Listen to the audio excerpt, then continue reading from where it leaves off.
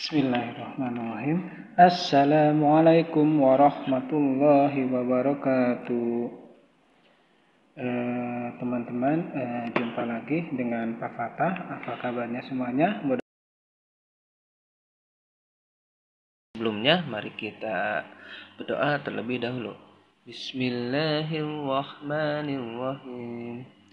Raditu billahi rabba wa bil islami dina wa bi Muhammadin nabiyyan wa rasula.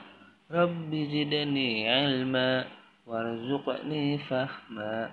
Allahumma anfa'ni bima 'allamtani wa'allimni ma yanfa'uni wazidni ilma. Alhamdulillah, hari ini ada pembelajaran TIK membahas review bab 1 dan 2. Kita persingkat saja ya, berhubung materinya sangat banyak. Yang pertama ada materi tentang di bab 1 melakukan penghitungan dengan fungsi membuat gambar digital dan membuat animasi stop motion. Ya, yang pertama melakukan penghitungan penggunaan fungsi dalam Microsoft Excel. Ya, rumus dan fungsi dalam Excel. Nah, salah satu keunggulan Microsoft Excel adalah kelengkapan fitur rumus dan fungsi. Rumus atau formula dan fungsi digunakan untuk mempermudah kita dalam melakukan penghitungan yang panjang dan rumit.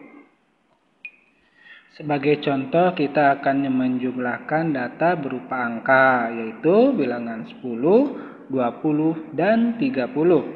Rumus yang kita buat dalam Microsoft Excel adalah sama dengan dalam kurung 10 tambah 20 tambah 30 atau sama dengan A1, ini A1 itu sel ya, A1 tambah B1 tambah C1. Penghitungan tersebut juga dapat dilakukan menggunakan fungsi yang ditulis sama dengan sum dalam kurung A1 titik 2 C1. Perhatikan di gambar. Fungsi yang digunakan untuk menghitung jumlah beberapa bilangan adalah sum, ya. Beberapa fungsi yang lain dalam Microsoft Excel seperti ada fungsi statistik, logika, database, dan matematika. Fungsi logika adalah fungsi yang digunakan untuk menjawab pertanyaan di mana dalam pertanyaan tersebut terdapat syarat untuk menjawabnya. Format penulisan fungsi logika adalah sama dengan if, ya, atau dalam bahasa Inggrisnya jika. Sama dengan if dalam kurung syarat pernyataan jawaban 1, jawaban 2. Perhatikan contoh ilustrasi yang berkaitan dengan fungsi logika.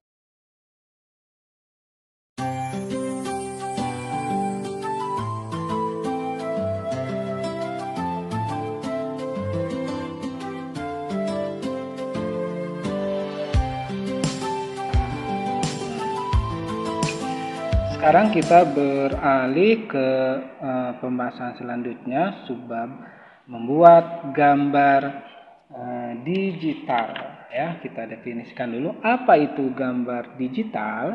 Gambar digital adalah gambar yang dibuat menggunakan komputer atau perangkat elektronik lainnya. Gambar digital disimpan dalam bentuk file digital seperti JPG, GIF, PNG, dan format gambar lainnya. Sedangkan gambar non-digital adalah gambar yang dihasilkan melalui guratan alat gambar ke sebuah media seperti kertas, kanvas, dan media gambar lainnya, atau dalam arti secara manual. Nah, pada bagian ini teman-teman kita akan belajar menggambar dengan menggunakan bantuan program atau aplikasinya, terutama GIMP atau Inkscape. Perhatikan, GIMP dan Inkscape ya dibaca Inkscape adalah program tidak berbayar dengan lisensi open source, ya, sumbernya terbuka. Open source artinya kode program terbuka sehingga siapapun dapat mengembangkan program tersebut. Ya, ada beberapa aplikasi yaitu GIMP, ya, adalah program mengedit gambar, sementara Inkscape adalah program grafis vektor. Program Inkscape dapat dijalankan pada berbagai sistem operasi, ya, termasuk juga Microsoft Windows, Linux, dan lainnya. Nah, di tampilan monitor ada terdapat tampilan menu GIMP, ya. Di kelas 5 kamu telah belajar mengedit foto dan gambar. Sekarang kamu belajar membuat gambar digital menggunakan GIMP, ya. Lihat di sini ada menunya. Ini telah terbuka GIMP versi 2.1012, ya.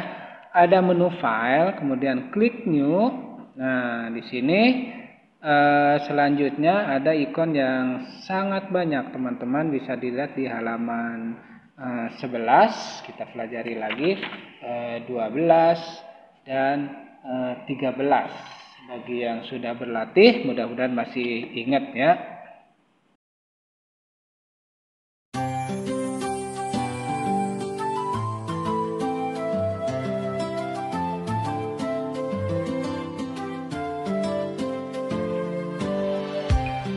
Bab selanjutnya kita akan membuat animasi stop motion, ya. Kita terangkan dulu apa itu animasi. Pengertian animasi. Animasi adalah gambar bergerak. Macamnya ada animasi 2 dimensi atau disebut animasi 2D berupa gambar, ada animasi 3D berupa bangun ruang, ya, dan ada animasi tradisional dan animasi stop motion. Nah, kita akan belajar tentang animasi stop motion, ya. Macamnya ada animasi cutout, biasanya karakternya dibuat dari kertas, kain, atau foto. Ada juga animasi grafis, ya. Cutout ini biasanya manual, ya. Ada animasi grafis, yaitu animasi yang menggunakan foto atau gambar, dan juga ada animasi clay, animasi yang menggunakan clay, tanah liat, plastisin, dan sebagainya. Ini mirip film Sound the Ship, ya, tanah liat, ya. Ada animasi puppet berupa boneka atau wayang. Ada animasi objek, animasi yang menggunakan benda-benda seperti boneka, kaleng, dan lain-lain. Ada animasi siluet, nah misalkan ini seperti wayang kulit, mirip, ya. Dan animasi pixelation, yaitu animasi yang menggunakan aktor hidup manusia, di mana aktor tersebut berperilaku layaknya boneka, mungkin mirip Teletubbies. Misalnya, sang aktor akan berpose berulang-ulang untuk satu atau lebih frame yang diambil dan bergerak sedikit demi sedikit, ya. Nah, sekarang kita akan belajar cara membuat GIF animasi menggunakan PowerPoint, ya, animasi cutout menggunakan PowerPoint.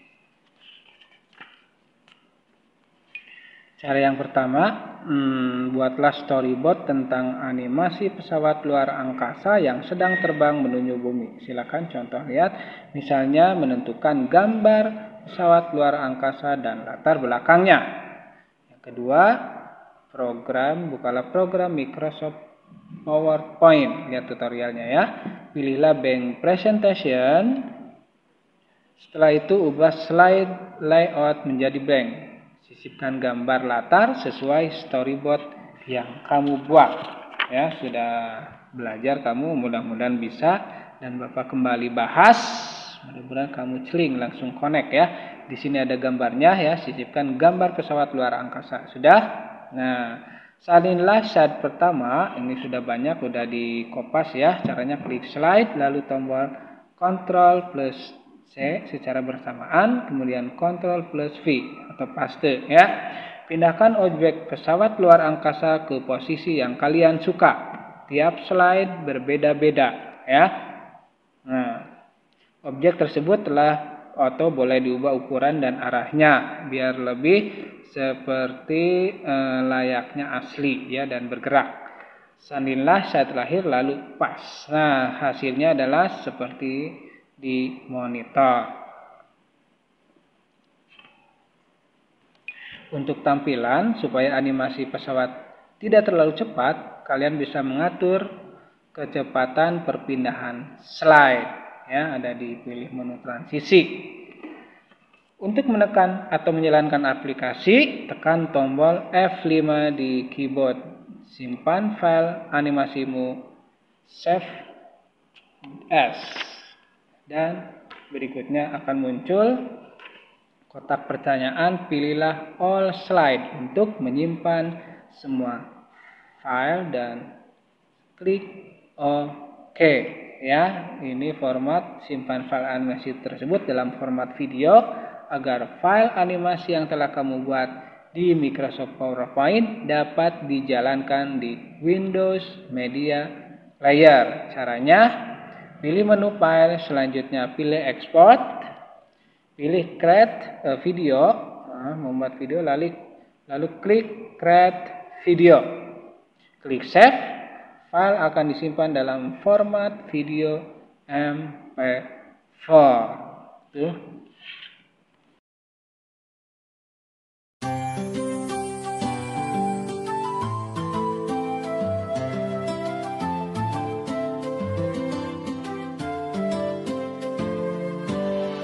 Selanjutnya, bahasan bab 2, kita beralih ke bab 2 atau bab 2 tentang ancaman online, hoax, dan pedoman bermedia sosial. Yang pertama, ancaman online. Ya, apa saja ancaman online? Yang pertama ada cyberbullying, ya, cyberbullying. Yang kedua, konten tidak pantas. Yang ketiga, serangan spam, spyware, dan phishing.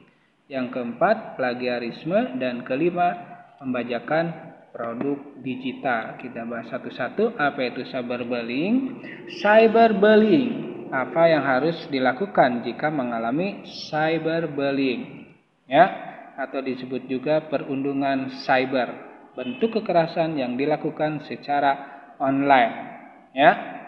Macam-macamnya seperti isu palsu, mengunggah foto yang mengganggu kenyamanan orang, ya. Ancamannya hingga tindakan yang berakhir pemerasan. Hal-hal yang perlu kalian lakukan adalah yang pertama, jangan merespon, ya. Yang kedua, jangan membalas aksi pelaku. Yang ketiga, bicara pada orang yang dipercaya, seperti orang tua atau guru. Yang keempat, simpan semua bukti. Yang kelima, blokir aksi pelaku. Dan yang keenam, jadilah teman. Jangan hanya diam. Jika melihat kawan yang menjadi korban bully, bantulah ia menenangkan diri. Yang kedua, ada konten tidak pantas. Ya, apa itu konten tidak pantas? Ya, salah satu cara menghindari konten tersebut adalah meminta pendampingan orang tua atau guru ketika menggunakan internet. Jika perlu, mintalah orang tuamu untuk mengaktifkan fitur mode terbatas ya pada aplikasi maupun browser, dan jangan menyebarkannya ke orang lain ya. Beri peringatan pada orang yang mengirim bahwa itu melanggar hukum. Selanjutnya adalah serangan spam, spyware, dan phishing. Spam adalah email sampah yang masuk ke kontak surat elektronik atau email tanpa kita kehendaki. Biasanya ada di menu ya, file sampah atau spam. Yang kedua, spyware adalah program yang bersembunyi di dalam komputer. Ya. Dan yang terakhir, malware, program berisi kode berbahaya, termasuk diantaranya yang paling menyusahkan ini ya. Ada virus, worm, dan trojan. Hal yang harus kalian perhatikan adalah hindari mengunduh atau mendownload konten terlarang.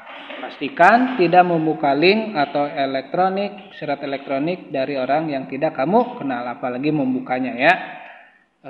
Artinya mengklik dan mendownload sesuatu. Yang ketiga, pasang software anti-spam atau antivirus dan selalu perbaharui software tersebut.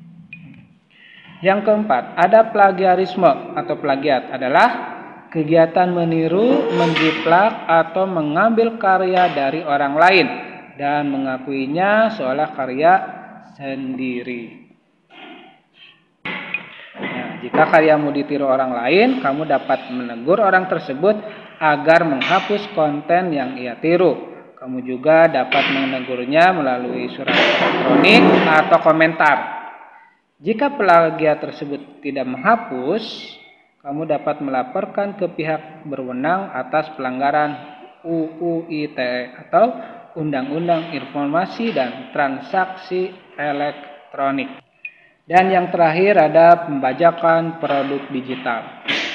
Adalah kegiatan menyalin dan menyalurkan produk digital seperti gambar, video, atau musik secara ilegal atau tidak sah secara hukum.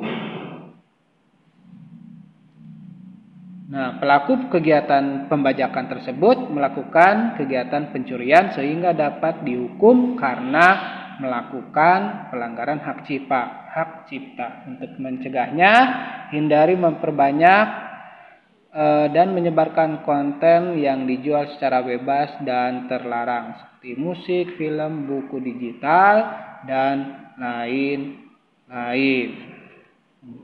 Kita akan beralih ke subbab berikutnya, yaitu tentang berita bohong atau hoax.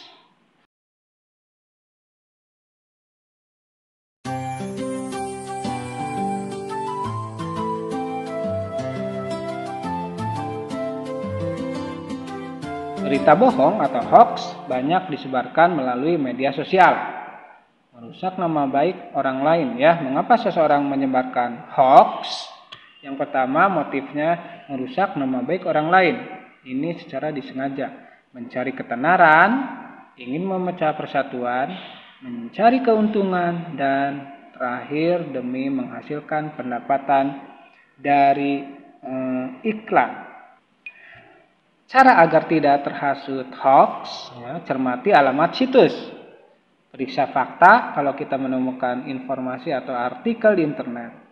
Mencari sumber lain untuk sebagai pembandingnya, dan bisa kalian cek keaslian foto, ya, dilihat di Google Image, dan bertanya pada yang lebih tahu, bisa orang tua atau guru.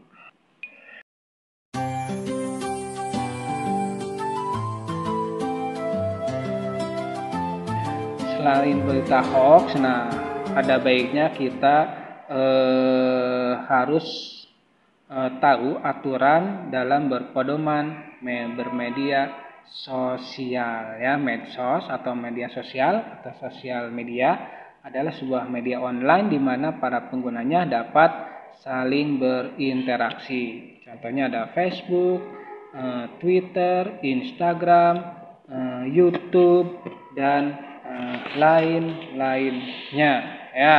Sini banyak ya kegiatan atau aplikasi yang ramah anak ya. Seperti ada Kids World, Pop Jam, Gram Sosial, dan Edmodo. Adapun pedoman bermedia sosial dengan bijak, yang pertama, pasang profil diri secukupnya. Hindari melakukan pertemanan dengan orang yang belum tentu kenal atau belum kenal ya, atau baru kenal. Hindari memasang foto yang kurang pantas.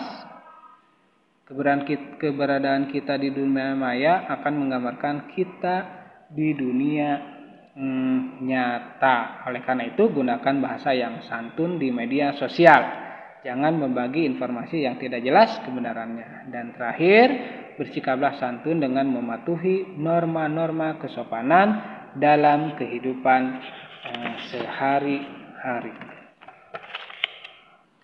Alhamdulillah anak-anak, pembelajaran kita hari ini telah selesai. Apa yang sudah kita pelajari sampai penuh ya. Ada 2 bab review untuk memantapkan materi kalian dan batasan materi untuk menghadapi PAS nanti. Alhamdulillah, silakan bisa dibuka-buka kembali bukunya mulai dari bab 1 sampai bab 2. Akhirul kalam, Bapak ucapkan selamat belajar dan mudah-mudahan nilai PAS-nya semuanya bagus. Jangan lupa masih pandemi, anak-anak, jaga imun kalian, memakai masker apabila keluar rumah dan menjaga jarak, dan jangan lupa mencuci tangan dan siap sedia hand sanitizer di dalam tas.